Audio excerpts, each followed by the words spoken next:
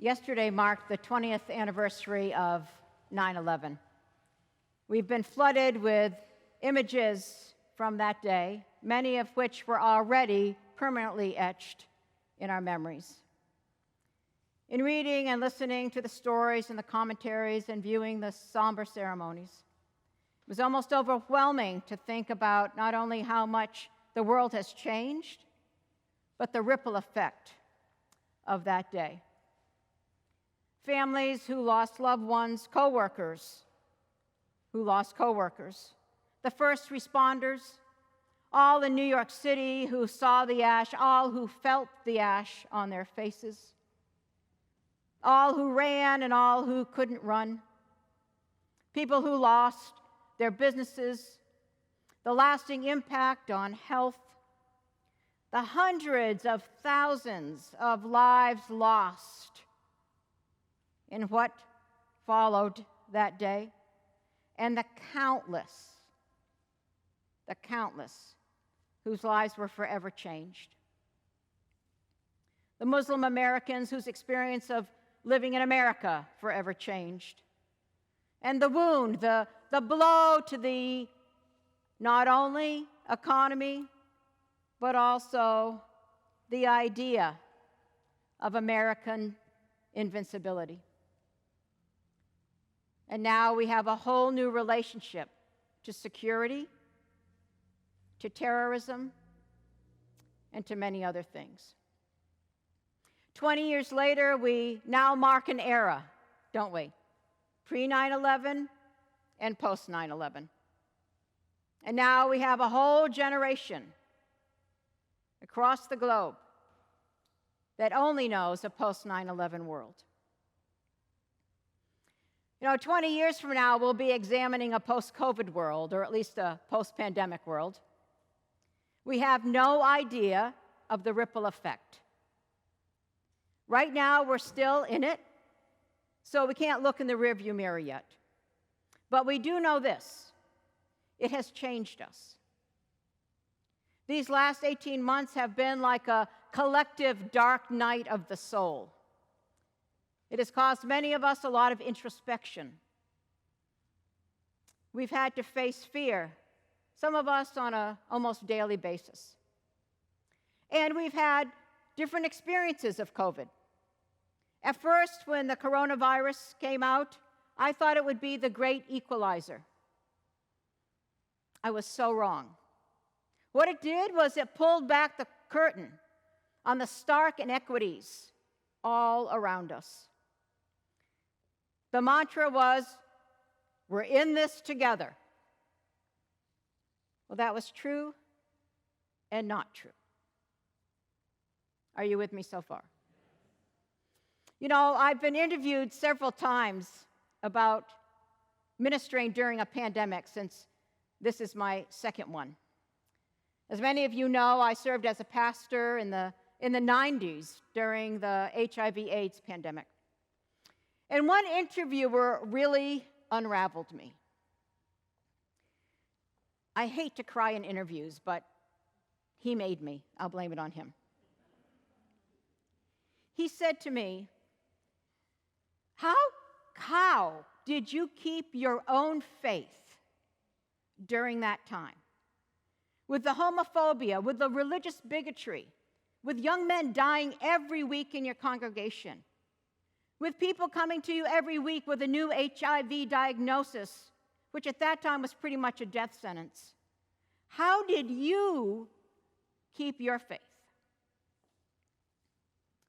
Well, my answer went something like this. Well, I prayed with people in the hospital. And when I would whisper the 23rd Psalm into their ear, even though the doctors told me they were gone, I could see a tear roll down their eye.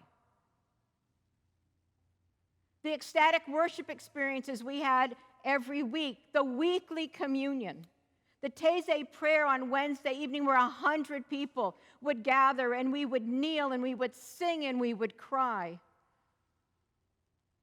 We did it as a community together. And we were in it together even though our experiences were different.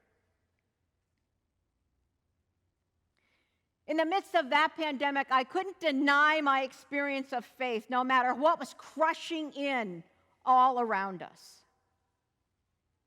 But truthfully, in the COVID pandemic, it's been harder for me to keep faith. And why? Because though at some level we all experienced it, we weren't able to go through it together. We couldn't gather. We couldn't hug each other. We couldn't cry together. We couldn't sing. We couldn't hold hands. We couldn't pray together in the same way. We couldn't share communion. The practices that have always sustained us were prohibited. And following those prohibitions, those strict guidelines, were the only way we could keep each other safe. And it was the loving thing to do. We went through it together in isolation.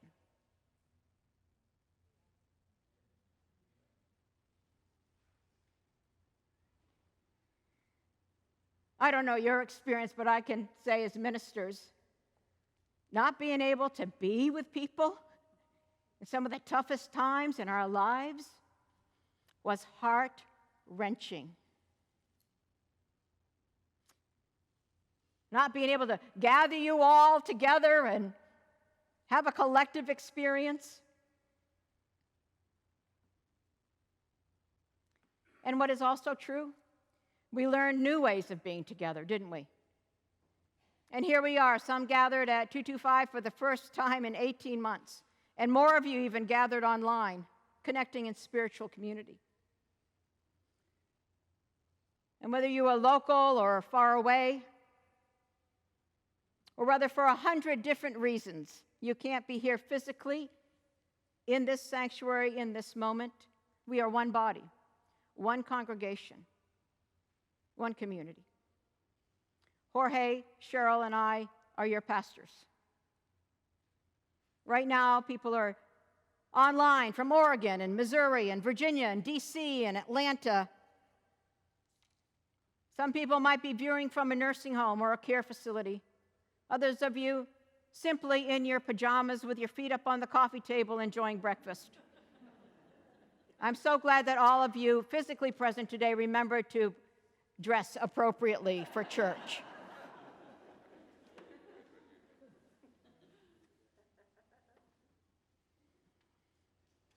Or you may live alone. And this hour on Sunday is your only point of connection. Or you just may be too frail, immune compromised, or just too tired to come to church. But you're with us. You're here. And I feel your presence. However we look at it, there's been a shift. Like our guiding principle, inclusive, we've become more inclusive. We've become more accessible than ever by being able to broadcast our services. In keeping with our guiding principle, evolving, we are learning new ways as we evolve to be the people of God in 2021.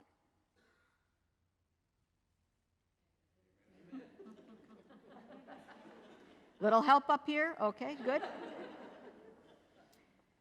You know, and this shift has not been easy, but the church writ large throughout the centuries has constantly changed and shifted throughout challenge after challenge, and yet remains. You know, I started reading the book of Acts looking for wisdom from the early church. Think about it. They had lost their teacher. They were devastated. In some ways, they had no idea of what to do next.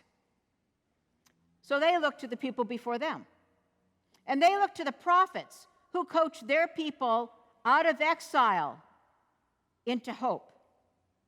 The text that James read for us this morning is from that day we now call Pentecost, where people were filled with the Spirit and Peter began to preach to them, quoting the prophet Joel. Because in some sense, to those gathered in the early church, with the death of their teacher and the oppression of the Roman Empire, it felt apocalyptic to them. It was an ending and a beginning. So Peter, quoting Joel, says, in the last days, when it feels apocalyptic, you saw it, the sun will be turned to darkness and the moon will be turned to blood. I really always thought that was hyperbolic until a year ago. And I walked downtown San Mateo at 11 in the morning, and it was so dark, the street lights were on, and the sun was a bright red. Okay, and being like the Bible nerd that I am, all these apocalyptic verses kept coming into my head. I expected to hear 4 horses coming down 4th Avenue at me. But Joel says, in those days, I will pour out my Spirit. And Joel's vision for that time was radical. I will pour it out not just on the old people who are the ones who speak for us. Oh no, on young people too. I will pour out my Spirit not just on the men, but on the women. Now that was radical for that time. And I know we don't use the term slaves anymore, but I kept it in there because in that time, to say I will pour out my Spirit on the slaves and men and women and young and old and slaves, the powerless, will prophesy, will have visions and dreams, that's a radical vision. And this radical vision is here for us to claim once again, for this time, for our time, in the midst of our own apocalypse. It is this vision, my friends. It is this vision that will help us rebuild community in new ways. To learn once again how to connect, how to be together, how to give and receive, what to embrace and what to let go. One thing is for sure, I know that we will never take for granted again the power of community, the sustaining nature of faith, and just how much we mean to one another. Amen. So we need to embrace it. Embrace it all. Embrace where we are in this moment. Embrace the loss. Embrace the grief. Embrace the growth. Part of the human experience is loss, which always comes with change. Kevin Kling, who you heard about, has known great loss in his life. And he says, and he should know, when you're born into loss, you grow from it. But when you experience loss later in life, you grow toward it.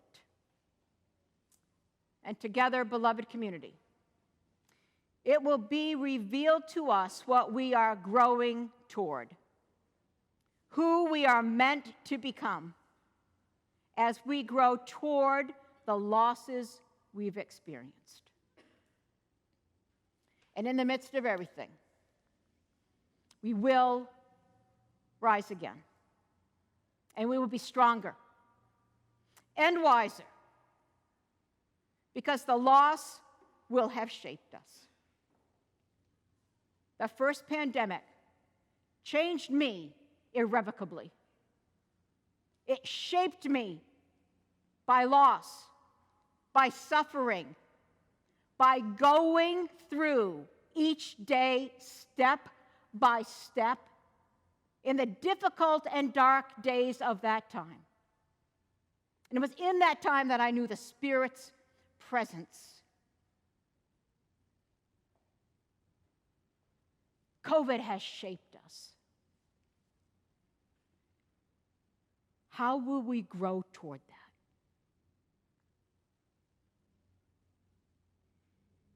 Hopefully, we'll be more compassionate, more loving, more justice-seeking, less judgmental, more open-hearted, more accessible, and we will lean in to the growing. And we will hold one another as precious. And if we allow it, Spirit will be poured out. And we will we will rise again. Amen.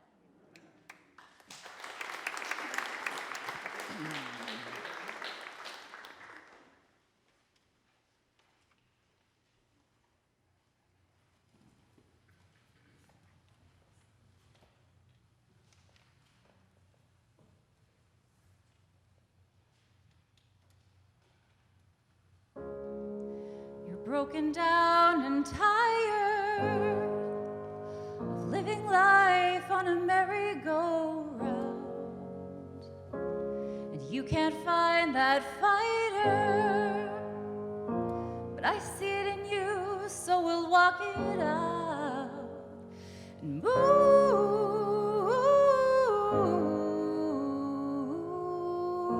mountains, and we'll walk it out. Move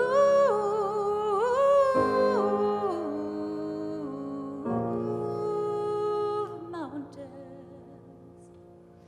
and I'll rise up, rise like the day. I'll rise up, I'll rise unafraid. I'll rise up, and I'll do it 1,000 times again. And I'll rise up, high like the wave. I'll rise up, in spite of the ache. I'll rise up, and I'll do it 1,000 times again. For you, for you, for you.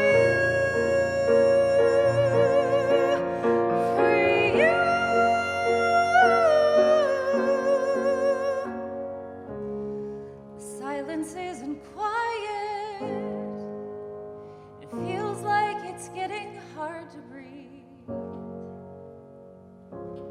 And I know you feel like dying,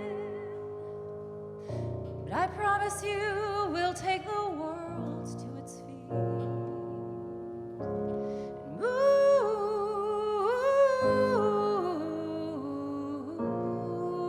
mountains, bring it to its feet, and move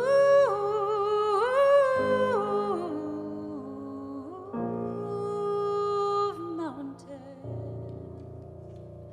And I'll rise up, rise like the day. I'll rise up, I'll rise unafraid. I'll rise up, and I'll do it 1,000 times. For you, for you, for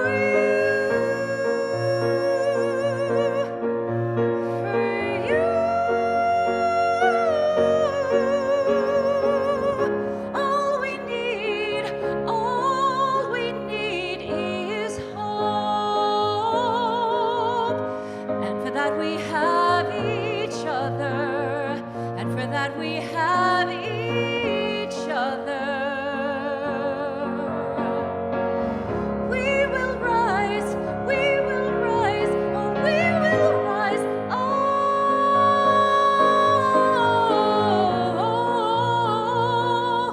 we will rise.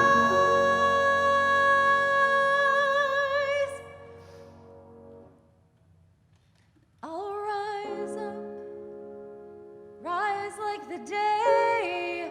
I'll rise up, in spite of the ache. I will rise 1,000 times again, and we'll rise up, high like the wave. We'll rise up, in spite of the ache. We'll rise up, and we'll do it 1,000 times again. For you, for you, for you.